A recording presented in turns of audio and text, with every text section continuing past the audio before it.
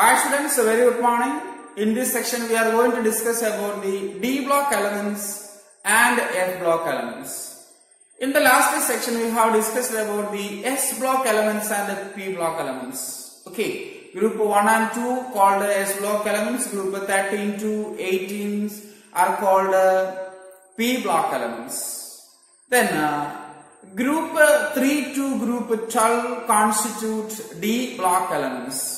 Once again, group 3 to group 12 constitutes D block elements. D block elements are also called transition elements. D block elements are also called transition element because the properties or the characteristics of the D block elements are in between more reactive S block and less reactive P block.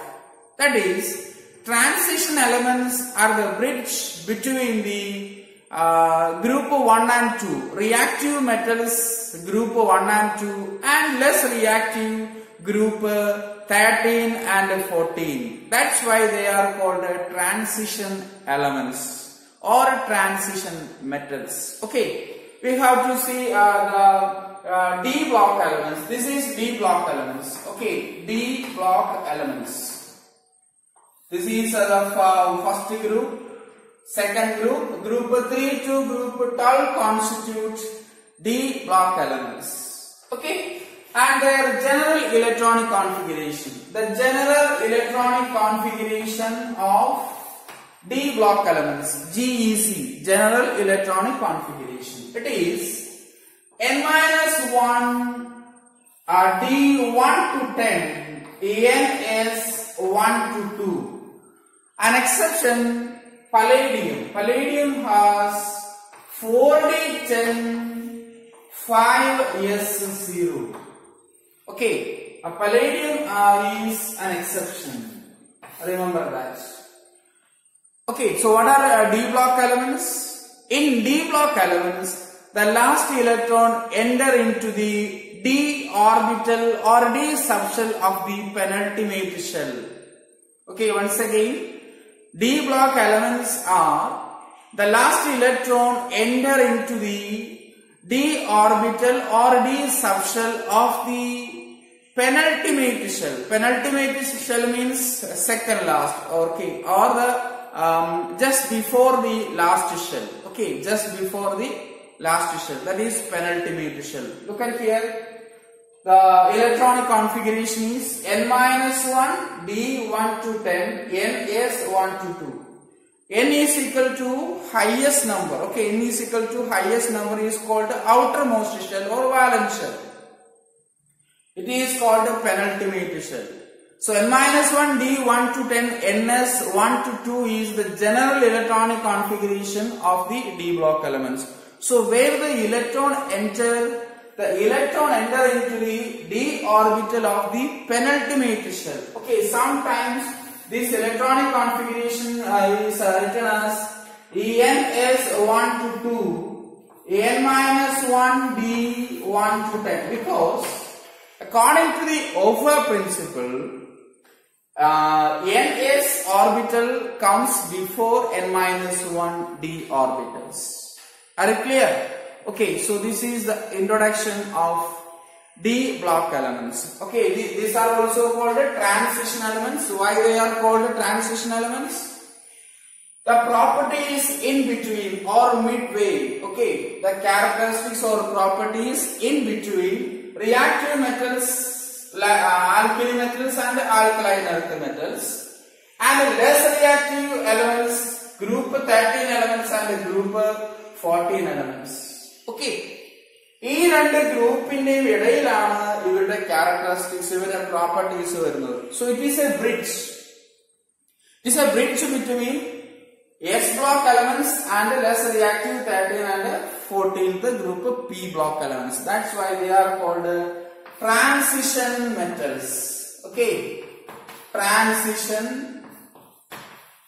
metals or elements because all they are metals. Okay, all the D block elements are metals. Okay, then in D block elements the elements are classified into series. Okay, the elements are classified into series. This is a first transition series or called a 3D series. Okay, the classification of D block elements, the first classification is first transition series. First transition series, or it is called a 3D series because the last electron enter into the d orbital. Okay, d orbital of the penultimate shell. Okay, in this case, as we already written the electronic configuration of these elements, scandium to zinc, scandium 4s2 3d1, where the last electron under 3d1. Okay, 3d orbitals. Titanium 4s2 3d2, last electron enter into the d orbital. Vanadium 4s2 3d3, last electron enter into the d orbital, 3d orbital. Similarly, chromium, manganese, and etc. Okay, and the second one is, so first transition series is scandium to zinc, and the second transition series is called a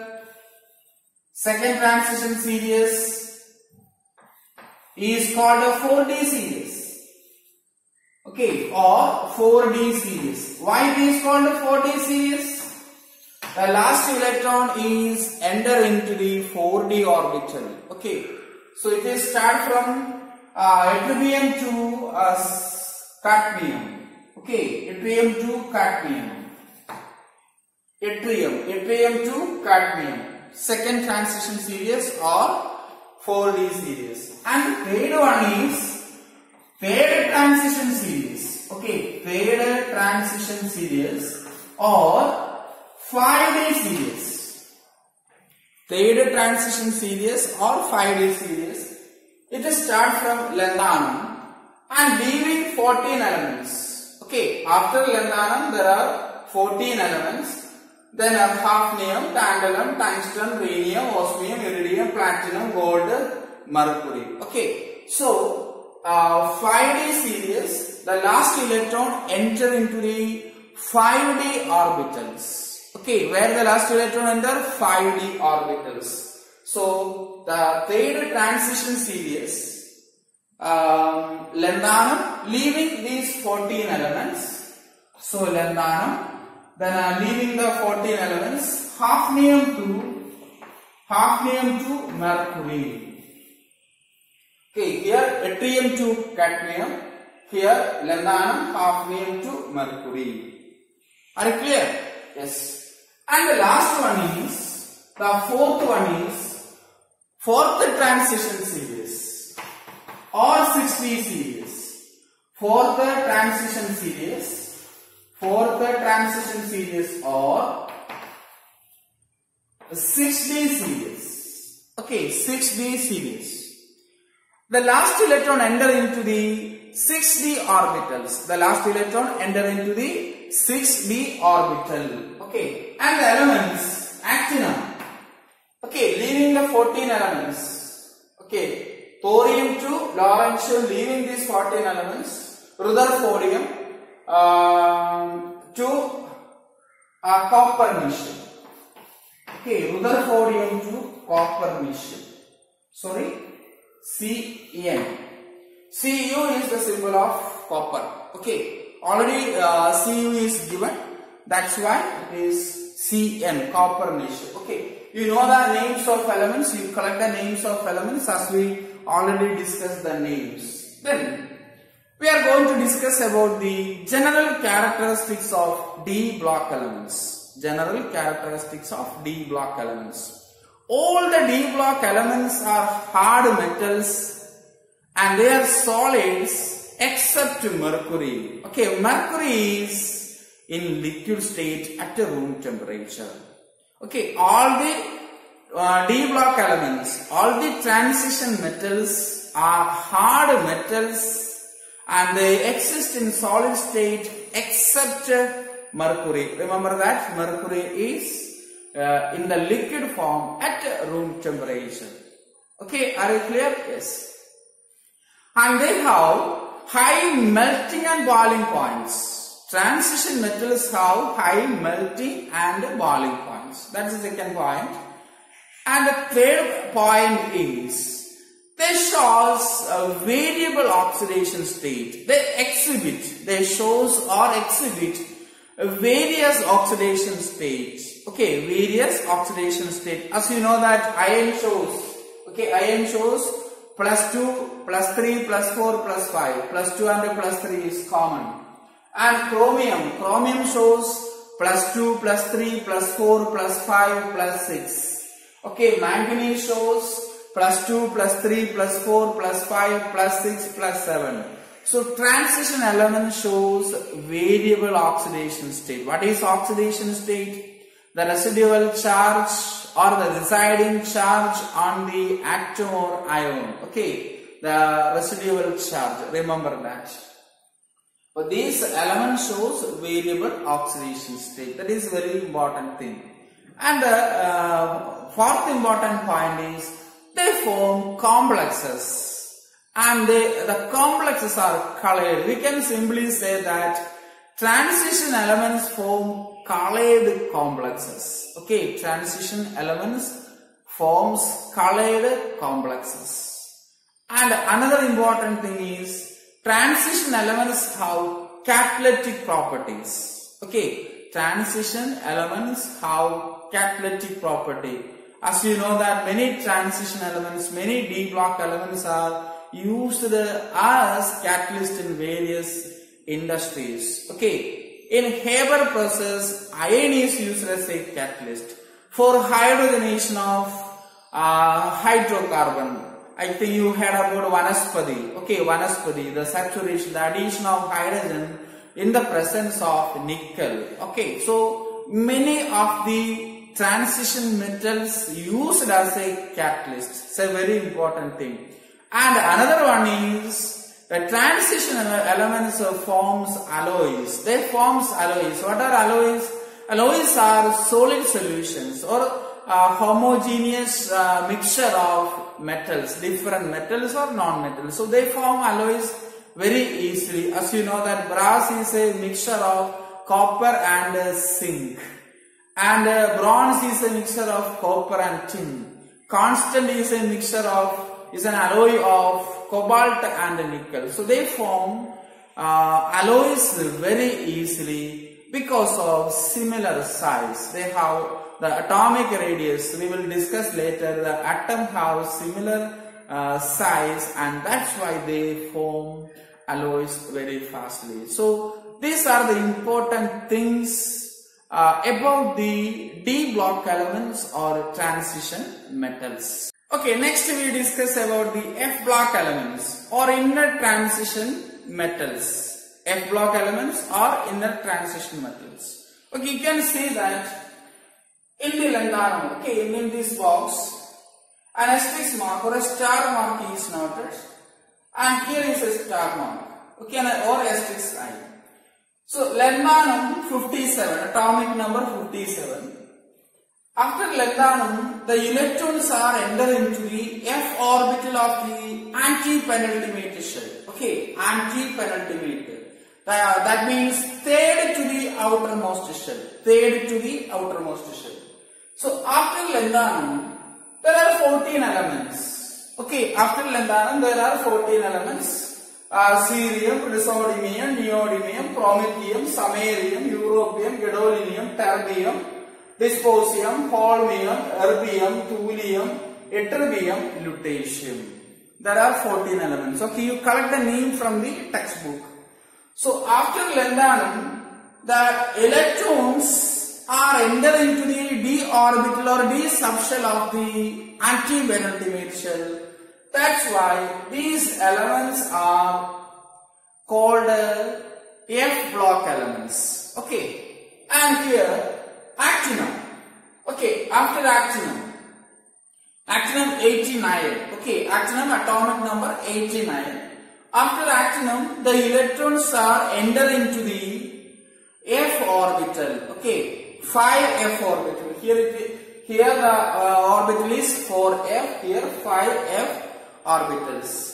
And the elements thorium to lawrencium. Okay, thorium, protactinium, uranium, neptunium, plutonium, americium, curium, berkelium, californium, einsteinium, fermium, mendelevium, nobelium, lawrencium. There are 14 elements. So these elements from cerium to lutetium and thorium to lawrencium. These elements are called F block elements. And the general electronic configuration of F block elements. General electronic configuration of F block elements: N-2 F 1 to 14, N-1 D 0 to 1, NS2, where N represents the outermost shell or outer shell. Okay, what N represents? N represents the outer shell. So this is N-1, penultimate shell, and this is anti-penultimate shell. What do you mean by anti-penultimate? Third to the outermost shell. Okay, third to the outermost shell. Okay, so this is the general electronic configuration of the F block elements. And F block elements are placed at the bottom of the periodic table. Okay, you can see that. F block elements are placed at the bottom of the periodic table. Okay, then F block elements are classified into lanthanoids and actinoids. These elements are called lanthanoids. And these 14 elements are called actinoids. Okay, so what are lanthanoids and actinoids? The 14 elements coming after lanthanum is called lanthanoids, and 14 elements coming after actinum. Okay, here is one asterisk mark and it is continuous here. Here is 2 asterisk mark and it is continuous here. So 14 elements coming after lanthanum is called lanthanoids, and 14 elements coming after actinoids are called, actinum is called actinoids. Okay, so next important point is actinoids are radioactive. All the actinoids are radioactive. In the case of lanthanoids, promethium is radioactive. Okay, in the case of lanthanoids, promethium is radioactive. But when we come across the actinoids, all the actinoids are radioactive. And most of the actinoids are synthesized in the laboratory. Okay, most of the actinoids are prepared or synthesized in the laboratory by nuclear reactions. Remember that. Actinoids are synthesized by the nuclear reaction. Then we move to the important characteristics of these F block elements. I already mentioned F block elements are also called inner transition metals. Okay, inner transition metals. So inner transition metals are very hard. Okay, they are very hard metals. Then second point is they have very high melting and boiling points. Inner transition metals have very high melting and boiling points. Another important point is they shows or they exhibit variable oxidation state. Also we discuss in the D block elements, the D block elements are also called transition metals, and they also shows a variable oxidation state. So F block elements are also shows or exhibit a variable oxidation state. Another important point, they form complexes, and most of the complexes are colored. Okay, the F block elements or inner transition elements form complexes. Most of the complexes are colored. And another important point is all are radioactive. Okay, all are radioactive. And the half-life is different for different elements. As you know that the atomic bomb is prepared by uranium and plutonium in 1945. Okay, Hiroshima and Nagasaki, two atomic bombs were dropped. So uranium bomb is dropped in Hiroshima and plutonium bomb is dropped at Nagasaki. Okay. So uranium bomb is called little boy, plutonium bomb is called fat man. Okay, all these things you know that. So these are the important characteristics of F block elements. Okay, so here you remember that general electronic configuration, the last electron enter into the F orbital of anti-penultimate shell. Anti-penultimate means third to the outermost shell. The general electronic configuration, you remember that sometimes d orbitals are 0 or 1. ns orbital is completely filled in the case of F block elements. And you remember these two things.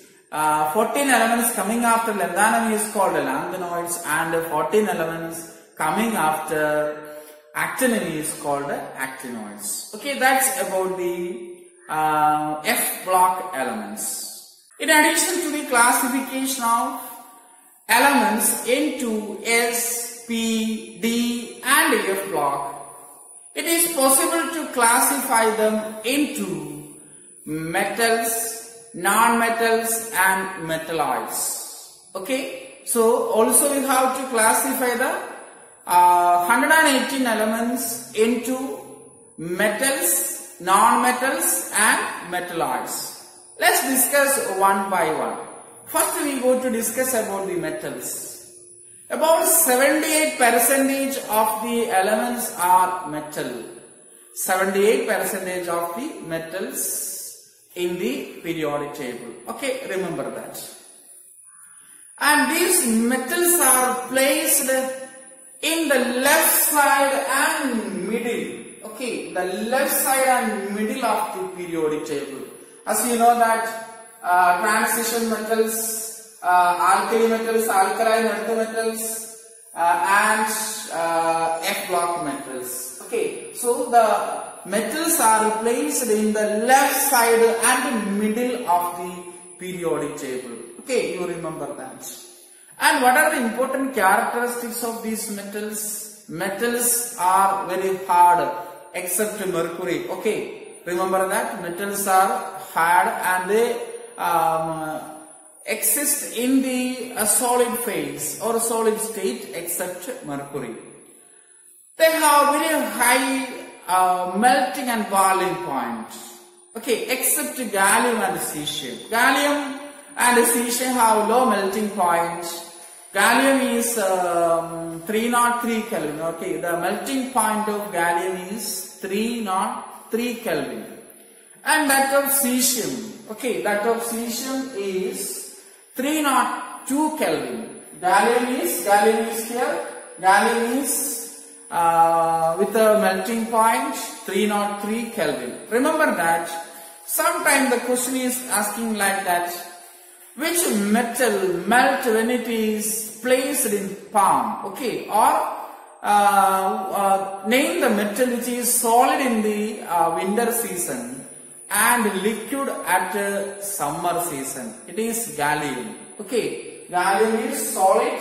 Gallium is solid in winter season and liquid in summer season, because the melting point of gallium is 303 Kelvin. Okay, when we place the gallium in our palm, it melts. Okay, because our body temperature is 37. 37 plus 273, how much? It is 310 Kelvin. Melting point of gallium is 303 Kelvin. That's why when gallium placed in our palm, it melts. Gallium is also used in high range thermometer. Okay, high range thermometer, gallium is used. And another important thing, they have high melting and boiling point we discussed, except gallium, cesium, etc. And they are malleable and ductile. Okay, metals are malleable and ductile. You know that what is malleability? Flattened into thin sheets or beaten into thin sheets. That is malleability. And ductile, what is ductility? We have to draw into thin wires. Okay, narrow wires, thin wires. That is ductility. As you know that 1 gram gold we have to draw into 2 kilometer wire. That much ductility for gold. Okay, that is why gold is used for making ornaments. So these are then another important point is metal has luster. Okay, metal, they have luster in nature. That means a shining appearance. And metals are good conductors of heat and electricity. Metals are good conductors of heat and electricity. All these things you remember that. Next is non-metals. The number of non-metal is less as compared to the number of metals. Okay, less number of metals as compared to the less number of non-metals as compared to the metals. Okay, there are about 20 non-metals are there.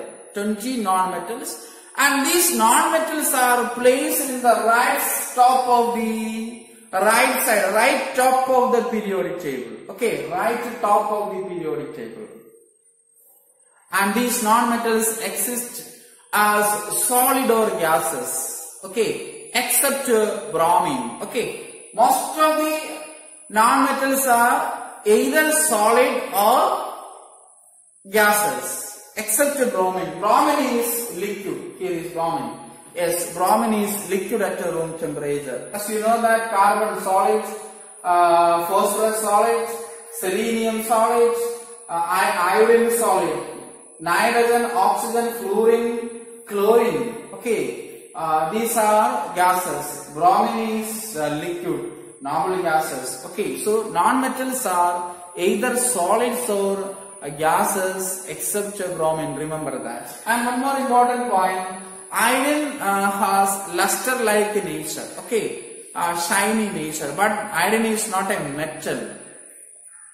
And in the period, the non-metallic character increases when we move from left to right.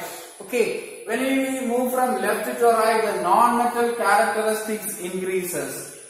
When we move from top to bottom, that is in a group, non-metallic character decreases and metallic character is increases. Non-metallic character decreases, metallic character increases. Fluorine, chlorine, bromine, iodine, these are non-metals. Astatine, metalloids, typical metal. Okay, so metallic character increases from top to bottom in a group.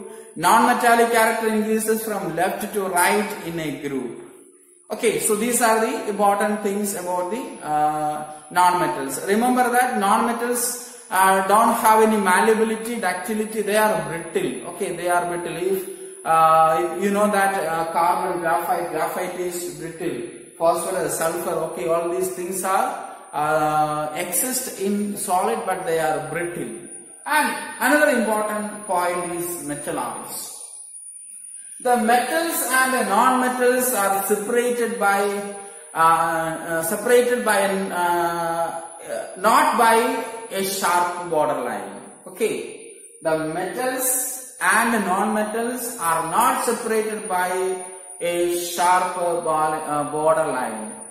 The separation is a zigzag. Okay, you can see in the periodic table the separation of metals and non-metals in a zigzag fashion. Okay, so these elements are called metalloids. They have metallic as well as non-metallic property, and they are called as semi-metals or metalloids. So what are metalloids? The elements having metallic as well as non-metallic character is called metalloids or semi-metals. Silicon, okay, the elements such as silicon, germanium, arsenic, antimony, tellurium, etc. comes in the metalloid category. And remember that letter boron has a metal property as well as non-metallic, predominantly non-metallic, but boron, nowadays boron is included in the metalloids. So I hope you understand all these things. S block, P block, D block and F block elements. Also we have to classify the elements according to their characteristics, metals, non-metals and metalloids. Okay. So in this section we discuss all these things. In the next section we will discuss the trends in the periodic table. Thank you.